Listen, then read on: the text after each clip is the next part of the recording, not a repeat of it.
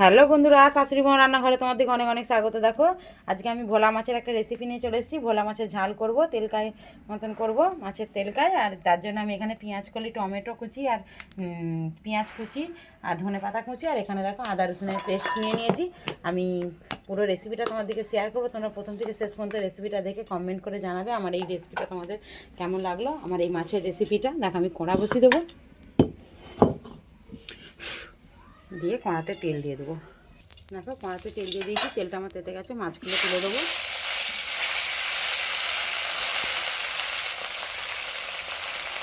মাছগুলো ভেজে নিয়ে তোমাদের আবার শেয়ার করবো। দেখো মাছগুলো সব ভেজে তুলে নিয়েছি। এখানে আমি পেঁয়াজ কলি আর পেঁয়াজ দুটোই তুলে দিয়েছি, ভালো করে ভেজে নেবো। নিয়ে টমেটোটা দেবো।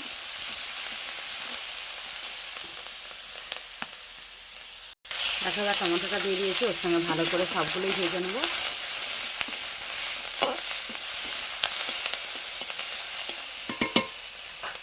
দেখো পেঁয়াজ করলে টমেটো সব ভাজা হয়ে গেছে, দিয়ে দেবো আদা রসুনের পেস্ট, দিয়ে দেবো হলুদ গুঁড়ো,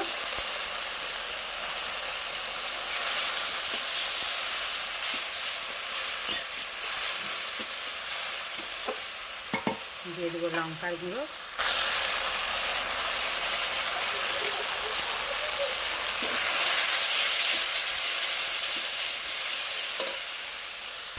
দেখো ভালো করে মশলাটা আমার কষা হয়ে যায়। কষা হয়ে গেলে আমি জল দেবো। ধরো মশলাটা আমার কষা হয়ে গেছে, মশলা দিয়ে তেলেও ছেড়ে দিয়েছে। দিয়ে দেবো ধনেপাতা কুচিটা সবটা দিয়ে দেবো।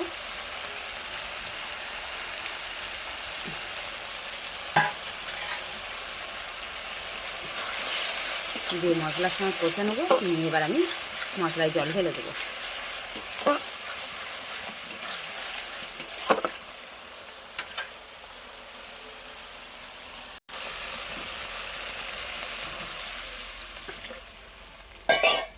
দেখো জলটা দিয়ে ঝোলটা ফুটে গেলে তবে আমি মাছটা দেবো।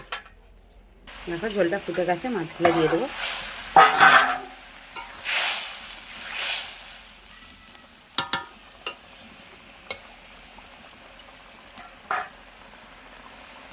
একদম শুকনো শুকনো করে নামাবো। দেখো বন্ধুরা, ভোলা মাছের আমার রেসিপিটা হয়ে গেছে। পেঁয়াজ কলি, এই টমেটো আলু দিয়ে, এই আলু দিইনি, পেঁয়াজ কলি আর টমেটো আর পেঁয়াজ দিয়েই আমি রেসিপিটা বানিয়েছি। তোমরা প্রথম থেকে শেষ পর্যন্ত পুরো রেসিপিটা দেখে নেবে। এরকম পেঁয়াজ কলি দিয়ে করলে ভালোই লাগে খেতে। অনেক অনেক ধন্যবাদ আমাদের ভিডিওগুলো দেখার জন্য।